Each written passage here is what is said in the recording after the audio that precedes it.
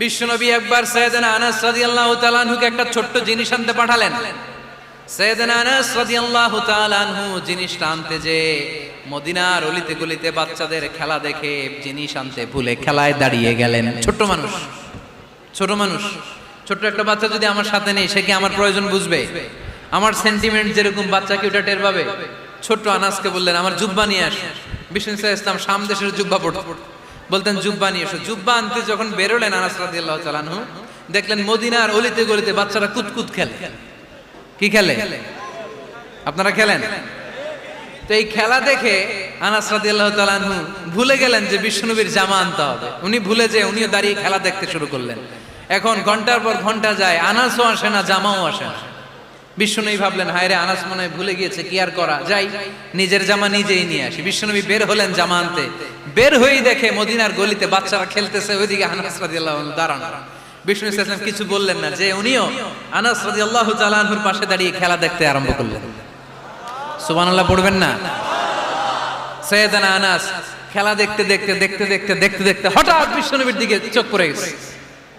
বিশ্বনবীর চোখের দিকে যখন সাইয়েদনা আনাস রাদিয়াল্লাহু তাআলা আনহুর চোখ পড়ে গেছে, সাইয়েদনা আনাস বলে আমার কলিজাটা এখান থেকে এদিকে চলে আসছে ভয়ে। কিসে? ভয়ে। উনি বললেন আমার গলা শুকিয়ে যেতে আরম্ভ করলো, কাঁপতে লাগলাম। হায় হায়, এখন আমার মনে পড়ছে বিশ্বনবীর জামা আনতে পাঠাইছিল, ভুলে গেছে খেলার আবেশে পড়ে।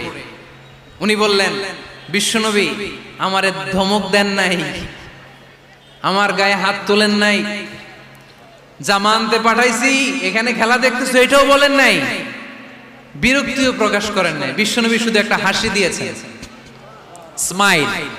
কি দিয়েছেন? একটা মুচকি হাসি দিয়েছেন। কি হাসি? সাইয়েদনা আনাস বলে ওই যে ওই দিনের বিশ্বনবীর মুচকি হাসির শাসন মরার আগের দিন পর্যন্ত আমি আনাসকে সোজা রাস্তায় রেখেছি, আর ডানে বায়ে নেয় নাই। শাসন করতে জানলে লাঠি লাগে না, শাসন করতে জানলে ধমক লাগে না, শাসন করতে জানলে পিট্টি দেয়া লাগে না। মুচকি হাসি দিয়েও শাসন করা যায় কি যায় না? সাইয়েদনা আনাস বলেন কোনোদিন মারে নাই, কোনোদিন ধমক দেয় নাই, সব সময় আমাকে আদর করেছে। চিল্লায় পড়েন সুবহানাল্লাহ। কতটুকু খেদমত আর করতে পারবে? বিশ্বনবীর মেসওয়াকটা এনে দেয়, সুবহানাল্লাহ পড়েন। বিশ্বনবীর আতরের শিশিটা এনে দেয়, বিশ্বনবীর জাইতুনের তেলের বোতলটা আগিয়ে দেয়, বিশ্বনবীর জামাটা প্রয়োজনে বিশ্বনবীর হাতে এনে দেয়। সাইয়েদনা আনাস বলেন আমি 1 বছর নয়, 2 বছর নয়, 5 বছর নয়, 7 বছর নয়, 10 বছর বিশ্বনবীর খেদমত করেছি। ফামা দরাবানি, 10 বছরে একদিনও তিনি আমারে মারে নাই। সুবহানাল্লাহ।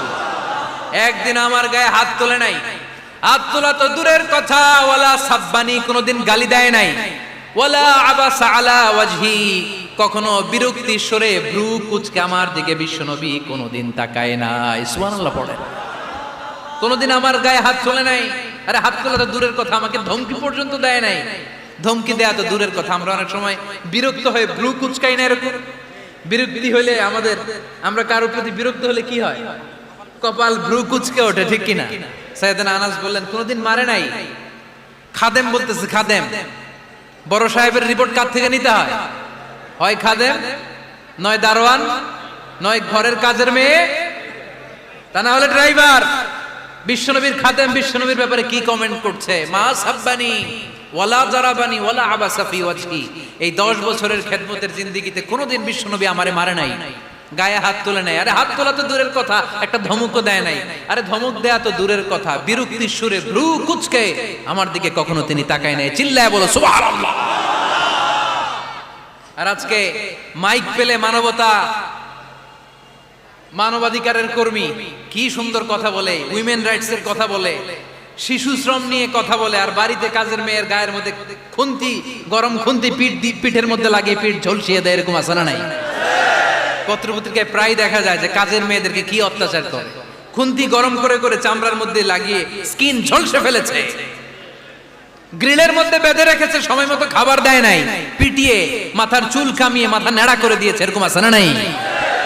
এরা মানবাধিকারের ঠিকাদার, এরা মানবাধিকারের কথা বলে, আর বিশ্বনবী সাল্লাল্লাহু আলাইহি ইসলামের খাদেম বিশ্বনবীর ব্যাপারে বলেছে, কোনোদিন মাইর তো দূরের কথা, হাত তোলা তো দূরের কথা, আরে ধমক দেওয়া তো দূরের কথা, বিরক্তির চেহারা নিয়েও কোনোদিন বিশ্বনবী আমার দিকে তাকায় নাই। চিল্লায় পড়েন সুবহানাল্লাহ। এজন্য সব সময় বিষ্ণু ইসা ইসলাম শ্রমিকদেরকে ভালোবাসতেন। শ্রমে কোনো লজ্জা নাই, লজ্জা হচ্ছে অলসতায়। আজ থেকে এই মাহফিল, এই এত বড় আয়োজন, এত বড় গ্যাদারিং তখনই সার্থক হবে যখন আমরা এই সিদ্ধান্তে আসতে পারবো যে আমরা অলস সময় কাটাবো না, আমরা আমাদের এই সময়গুলোকে প্রোডাক্টিভ ওয়েতে কাজে লাগাবো, কোনো না কোনো কাজের সাথে জড়িত হব। Never underestimate any job, whether it's big or small, বড় হোক বা ছোট হোক, কোনো কাজকে আমরা ছোট করে দেখব না। যে কোনো কাজ করো না ভাই, যে কোনো কাজ করো তা যেন হয় সবার চেয়ে সবচেয়ে সুন্দর। আমাদের অবসর সময়গুলোকে কাজে লাগানোর দরকার আছে না নাই? আমরা নিজেদেরকে কর্মঠ করে, কর্মজীবী হিসেবে, শ্রমজীবী হিসেবে নিজেদেরকে প্রতিষ্ঠিত করতে চাই। রাজি আছো মুসলমান? লক্ষ্মীপুরের যুবক ছেলেরা আওয়াজ করে বলো, পারা যাবে? লজ্জা কিসে? লজ্জা কিসে? অনেকে টাঙ্কি মারে, এদিক সেদিক ঘুরে আর বলে আমার আব্বা চেয়ারম্যান। আরে তোর আব্বা চেয়ারম্যান, তুই কি? কয় আমার আব্বা MP, member of the parliament. আরে তোর বাবা এমপি, এটা তো তার গৌরব, তোর কি আছে সেটা বল। এজন্য নিজের পায়ে দাঁড়াবে। অলসতার সাথে আমাদের কোনো সম্পর্ক। আজকের এই মাহফিল থেকে আমরা অলসতা, অকর্মণ্যতাকে নো বলে দিলাম। অলসতাকে আমরা কি বললাম? আরো জোরে বলতে হবে, অলসতাকে কি বলবো? আর সব সময় কর্মঠ থাকবো, এনার্জেটিক থাকবো, নিজের পায়ে দাঁড়াবো, আইডিয়া জেনারেট করব, এন্টারপ্রেনার হওয়ার চেষ্টা করব, নতুন নতুন উদ্যোক্তা হওয়ার মাধ্যমে আমরা আমাদের নিজেদের ভাগ্য পরিবর্তনের চেষ্টা করব। কারণ আল্লাহ বলেছেন, ইন্নাল্লাহা লা ইউগাইয়িরু মা বিকাওমিন হাত্তা ইউগাইয়িরু মা বিআনফুসিহিম। আল্লাহ তাআলা ততক্ষণ পর্যন্ত কোন জাতির ভাগ্যের চাকার পরিবর্তন করে না যতক্ষণ পর্যন্ত ওই জাতি নিজে নিজের ভাগ্যের চাকার পরিবর্তন করতে না চায়। চিল্লা এখন ঠিক কি না? লাকাদ খালাকনা, একটা বাবার স্পার্মের মধ্যে 2 কোটি যদি শুক্রাণু না থেকে সেখান থেকে সন্তান হয় না। তার মানে এই 2 কোটি শুক্রাণুর মধ্য থেকে আপনি একজন সফল মানুষ, যিনি বাকি 2 কোটির মধ্য থেকে সব শুক্রাণুগুলোকে হারিয়ে আপনি সফল হতে পেরেছেন। সেখান থেকে দুনিয়ার বুকে আপনি যখন এসেছেন, আপনাকে সংগ্রাম করে আসতে হয়েছে। যারা সিজারের মাধ্যমে পৃথিবীতে আসে তাদের এই সংগ্রামটা থাকে না, কিন্তু যারা নরমাল প্রসেসে পৃথিবীতে আসে তাদের প্রচন্ড সংগ্রাম করে, প্রচন্ড চাপা খেয়ে পৃথিবীতে আসতে হয়। ঠিক কিনা? কারণ আমাদের সাইজ ছিল অনেক বড়। আমাদের মায়ের যে অঙ্গটা দিয়ে আমরা পৃথিবীতে আসব, ওই জায়গাটা ছিল খুবই সরু। আমাকে সংগ্রাম করে, আমাকে যুদ্ধ করে, আমার নিজের অস্তিত্বের প্রমাণ দিয়ে চিৎকার মেরে এই পৃথিবীতে আসতে হয়েছে। চিল্লায় বলো ঠিক কিনা? এজন্য এই পৃথিবীর বুকে আমরা যতদিন থাকবো সংগ্রাম করে বাঁচতে হবে। ঠিক কিনা? পরিশ্রমে লজ্জা আছে? লজ্জা কিসে? মনে থাকবে লক্ষ্মীপুরের ছেলেরা, যে আয়াত দিয়ে শুরু করেছি সে আয়াত দিয়ে শেষ করছি। যখন সালাতের সময় হয় মসজিদে যাব, আর সালাত যখন শেষ হয় তখন মসজিদের বাইরে আমরা কাজে নেমে পড়বো। রাজি আছি তো? ফাইদা কুদিয়াতিস সালাতু ফান্তাশিরু ফিল আরদি ওয়াবতাগু মিন ফাদলিল্লাহ ওয়া যিকুরুল্লাহা কাসীরান লাআল্লাকুম তুফলিহুন। যখন তোমাদের সালাত শেষ হয়ে যায় তখন তোমরা কর্মস্থলে ছড়িয়ে পড়ো, আল্লাহর রিজিক তালাশ করো, তাহলে তোমাদেরকে সফল বানাবে কে? সম্মানিত ভাইয়েরা, সমস্ত আম্বিয়া আলাইহিমুস সালাম ওনারা কর্মঠ ছিলেন। সাইয়েদনা আদম আলাইহিস সালাম নিজ হাতে চারা গাছ রোপণ করে চাষাবাদের কাজ করেছেন। সুবহানাল্লাহ পড়েন। সাইয়েদনা ইব্রাহিম আলাইহিস সালাম চাষাবাদের কাজ করেছেন। সাইয়েদনা দাউদ আলাইহিস সালাম নিজ হাতে যুদ্ধের জন্য যে পোশাক পরতে হয়, যেটা পরলে গায়ের মধ্যে ছুরি মারলেও ঢুকে না, ওই শিরস্ত্রাণ বানিয়েছেন, নিজ হাতে তলোয়ার বানিয়েছেন। সুবহানাল্লাহ পড়েন। সাইয়েদনা মূসা আলাইহিস সালাম ছাগল চড়িয়েছেন। সাইয়েদনা মূসা আলাইহিস সালামের মেজাজ নরম না গরম? নবীদের মধ্যে সবচেয়ে বেশি মেজাজওয়ালা নবী ছিলেন মূসা আলাইহিস সালাম। উনিও 8 থেকে 10 বছর সাইয়েদনা শুআয়ব আলাইহিস সালামের এরিয়াতে ছাগল চড়িয়েছেন। চিল্লায় বলেন সুবহানাল্লাহ। এজন্য নবীরা যেহেতু কাজ করেছেন, কর্মঠ ছিলেন, আমরাও কর্মঠ হব। ঠিক কিনা? সাহাবারাও কর্মঠ ছিলেন, বিশ্বনবীর সাহাবারাও ব্যবসা করতেন। সাইয়েদনা আবু বকরের বিশাল ব্যবসা প্রতিষ্ঠান ছিল। সুবহানাল্লাহ পড়া। আপনারা হজ উমরা করেছেন কে কে? দেখি, করছেন? মাশাআল্লাহ, যারা করে নাই আল্লাহ তাদেরকেও আল্লাহর ঘর জিয়ারতের তুমি নসিব করো। বিশ্বনবীর মাকবারার সামনে দাঁড়িয়ে আমরা যেন সালাম পেশ করতে পারি, তুমি নসিব করো। বাইতুল্লাহ শরীফে এবং মসজিদ নববীতে আমরা যেন সালাত আদায় করতে পারি, আল্লাহ তুমি নসিব করো। সাইয়েদনা আবু বকর রাদিয়াল্লাহু তাআলা আনহুর ব্যবসা প্রতিষ্ঠান ছিল মক্কার কাবা ঘরের পাশেই। উনার ব্যবসা প্রতিষ্ঠানগুলো যেখানে ছিল ঠিক ওইখানে সৌদি সরকার এখন শপিং মল বানিয়ে দিয়েছে, মাতজার আবু বকর। মক্কা শহরের যেখানে বহিরাগতরা এসে ওখানে ছাগল, ওখানে ঘোড়া, উট এগুলো রাখতো, আস্তাবল রাখতো, ঘোড়া আর উট যেখানে রাখা হতো ঠিক ওই জায়গায় সৌদি সরকার ওটার পার্কিং লট বানায় দিচ্ছে। মানে যেখানে আগে সাহাবাদের ব্যবসার জায়গা ওইখানে বর্তমানে শপিং হবে। যেখানে আগের সময়কাল সাহাবারা উট আর ঘোড়া রেখে বাঁধতো ওইখানে এখন গাড়ি ঘোড়া রাখার ব্যবস্থা করা হয়েছে। সাইয়েদনা আবু বকর অনেক বড় ব্যবসায়ী ছিলেন। ওনার নিজ টাকা দিয়ে হাবাসা থেকে আসা সাইয়েদনা বেলালকে তিনি 20,000 স্বর্ণ মুদ্রা দিয়ে উমাইয়া ইবনে খালাফের কবল থেকে তিনি মুক্ত করেছেন। সাইয়েদনা উসমান যুন্নুরাইন বড় ব্যবসায়ী ছিলেন। নিজের টাকা দিয়ে মদিনার মুসলমানেরা পানি খেতে পারে না, বিইরে রুমা নামে একটা কুয়া ছিল, এই কুয়ার মালিক ছিল ইহুদি। মুসলমানেরা পানি খেতে গেলে সে বকা দিত, পানি খেতে দিত না। বিশ্বনবী বললেন, আমার সাহাবীদের মধ্যে এমন কি কেউ নাই নিজের অর্থায়নে বিইরে রুমা কিনে মুসলমানদেরকে দিয়ে দিবে? সাইয়েদনা উসমান যুন্নুরাইন বলল, ইয়া রাসূলুল্লাহ, আপনার খেদমতে আমি হাজির। মুহূর্তের মধ্যে সাইয়েদনা উসমান যুন্নুরাইন নিজের অর্থায়নে বিইরে রুমাটা কিনে মুসলমানদের জন্য সদকা করে দিয়েছে। তো ব্যবসা না করলে, কর্মঠ না হলে, উপার্জন না হলে সদকা করা যাবে? চিল্লায় বলেন, করা যাবে? সুনানে তিরমিজির বর্ণনা, বিষ্ণু ঈসা ইসলাম মক্কা থেকে যত সাহাবারা হিজরত করে মদিনায় এসেছে, মদিনাতে কোন না কোন সাহাবার সাথে বিশ্বনবী ভ্রাতৃত্বের বন্ধনে আবদ্ধ করে দিয়েছে। সুবহানাল্লাহ পড়েন। এজন্য মক্কা থেকে যারা এসেছে এদেরকে বলে মুহাজির। এদেরকে কি বলে? আর মদিনায় যারা ছিল এদেরকে বলে আনসার। এদেরকে কি বলে? আওয়াজ করে উত্তর দিবেন। মক্কা থেকে যারা এসেছে তাদের নাম মুহাজির, আর যারা মদিনার সাহাবী তাদের নাম আনসার। আজকে এই মাহফিলে লক্ষ্মীপুর এর বাইরে থেকে কারা কারা আসছেন দেখি?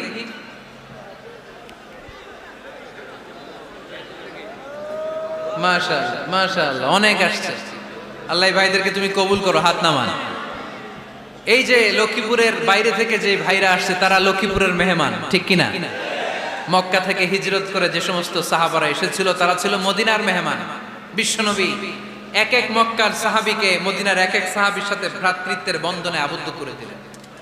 আব্দুর রহমান ইবনে আউফ রাদিয়াল্লাহু তাআলা আনহু, ওনার সাথে ভ্রাতৃত্বের বন্ধনে যে সাহাবীকে বিশ্বনবী আবদ্ধ করে দিলেন ওনার নাম হচ্ছে সাদ ইবনে রাবিয়া। কি নাম?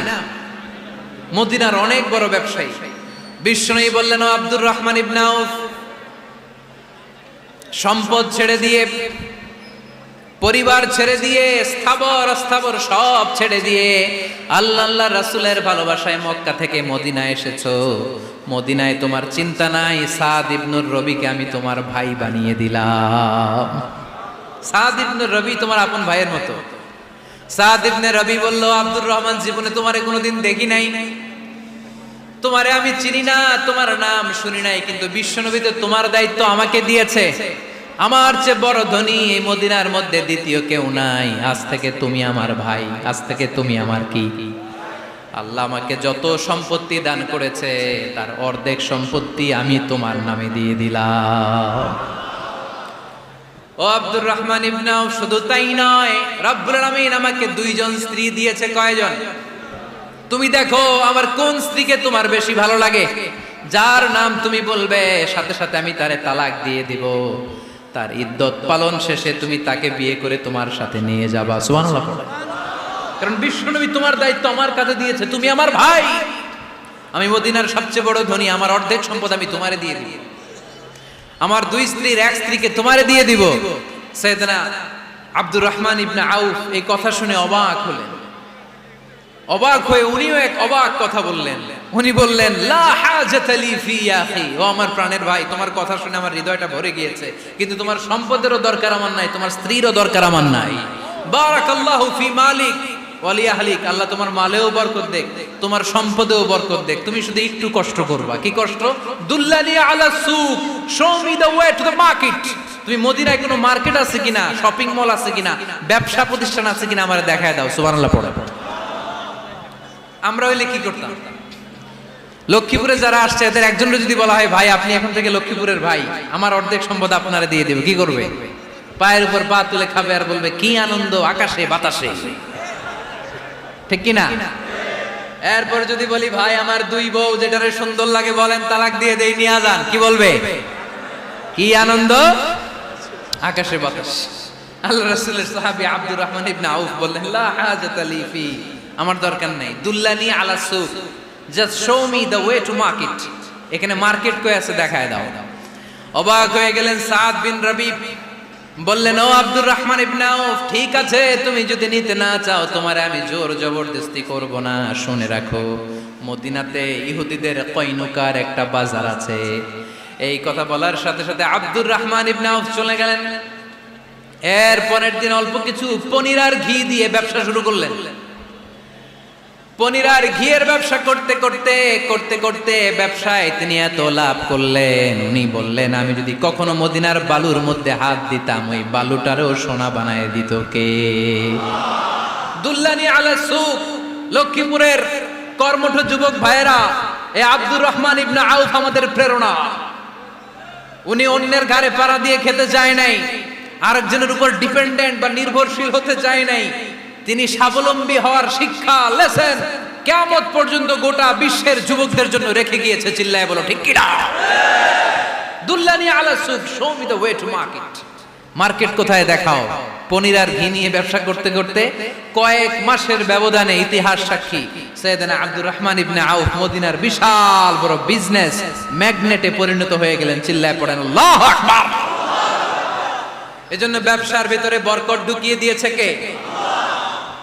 বিষ্ণু বললেন আত-তাজিরা সাদুকাল আমিন মা'আন নাবিয়্যিন ওয়াস সিদ্দীকিন ওয়াস শুহাদা ওয়াস সালিহিন। আমানতদার ব্যবসায়ী তারা সাধারণ কোনো মানুষ নয়, কিয়ামতের দিন নবীদের সাথে হাসর হয়ে যাবে। আপনারা যারা ব্যবসা করেন এটা সাধারণ বিষয় নয়। বিষ্ণু সাল্লাল্লাহু আলাইহি ওয়াসাল্লাম নিজেও ব্যবসায়ী ছিলেন। ওনার জীবনের প্রথমে তিনি খাদিজা রাদিয়াল্লাহু তাআলা আনহার ব্যবসার স্টাফ হয়ে কাজ শুরু করেছেন, এরপর নিজে ব্যবসা শুরু করেছেন। এরপরে খাদিজাতুল কুবরা রাদিয়াল্লাহু তাআলা আনহা সব সম্পত্তি বিয়ের পরে বিশ্বনবীর পায়ের সামনে ঢেলে দিয়েছেন। বললেন ইয়া রাসূলুল্লাহ এই সম্পদ আমি আপনাকে দিয়ে দিলাম, আপনি ইচ্ছামতো দিনের প্রয়োজনে খরচ করেন। সুবহানাল্লাহ পড়েন। এজন্য বিষ্ণু ঈসা ইসলাম আমাদের জন্য উপমা, আব্দুর রহমান ইবনে আউফ আমাদের জন্য উপমা। যারা ব্যবসা করেন তারা বিষ্ণু ঈসা ইসলামের সুন্নাহ পালন করছেন। আত-তাজির আস-সাদুক আল আমিন। বিষ্ণুই বললেন সত্যবাদী আমানতদার ব্যবসায়ী, যে ব্যবসা করতে যে মিথ্যা কথা বলে না।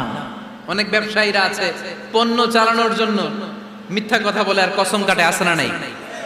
আহা, এমনটা করা যাবে?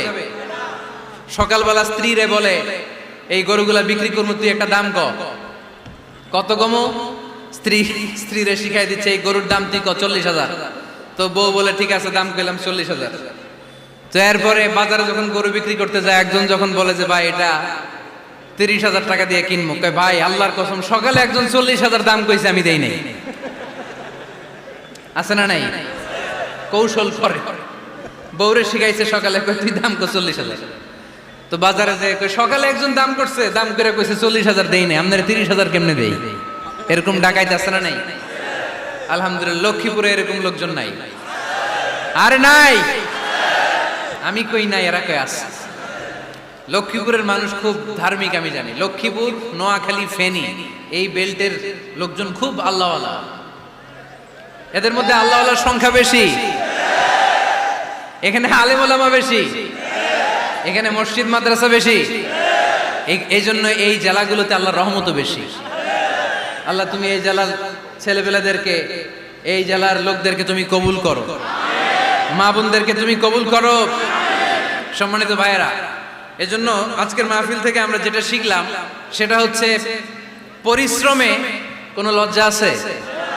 আমরা কাজ করে খাবো, ঠিক কিনা?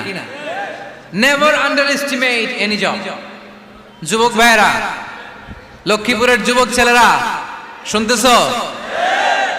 এরকম আওয়াজ করতে হবে, কান খাড়া করে শুনো। Never underestimate any job.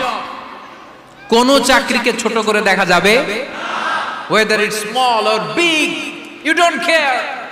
এটার কেয়ার করা যাবে না। ছোট্ট চাকরি পাইলেই ঢুকে যাবা, বড় অফার আসলে পরে ঢুকবা। এটা ছোট কাজ, এটা হোটেলের ওয়েটার, এটা ছোট্ট স্টাফ, এটা কেরানি না।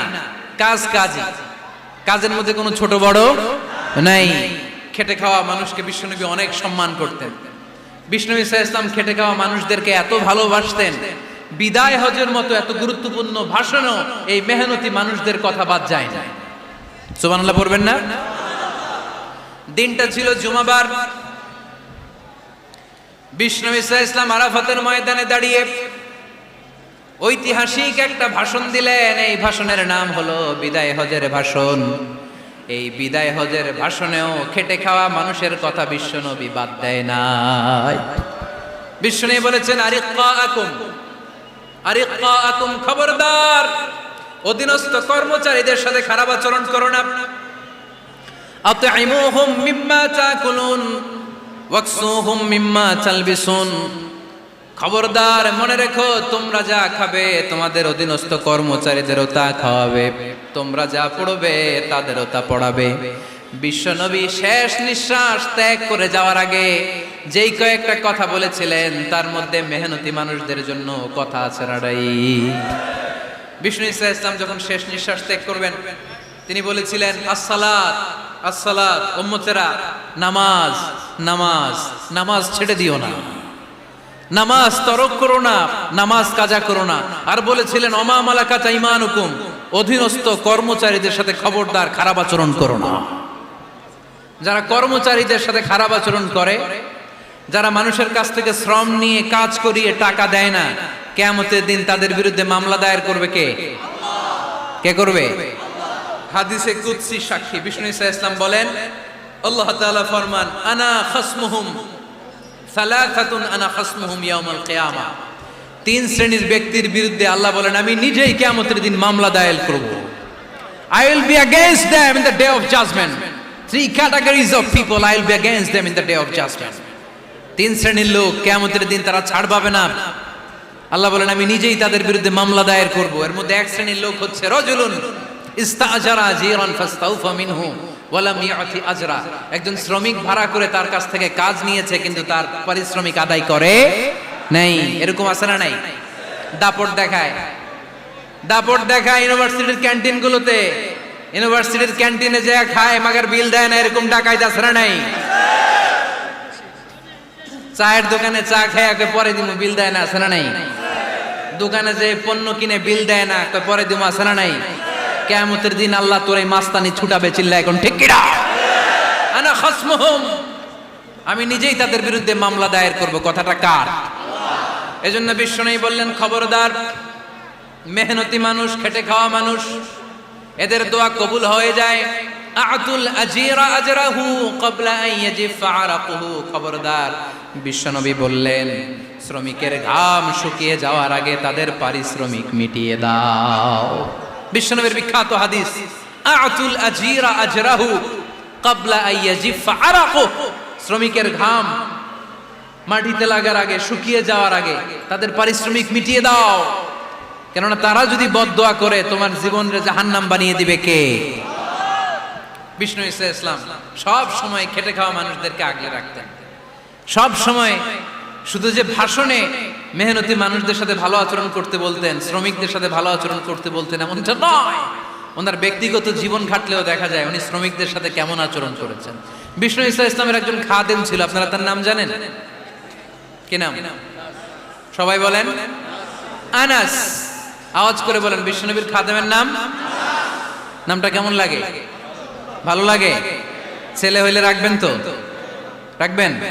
অনেকে আমারে জিজ্ঞেস করে যে আমার একটা ছেলের নাম বলে দেন। এই এলাকার যদি কারো সম্ভাব্য আগন্তুক 2-1 মাস পরেই ছেলে পৃথিবীতে আসবে, এর নাম রাখবেন আনাস।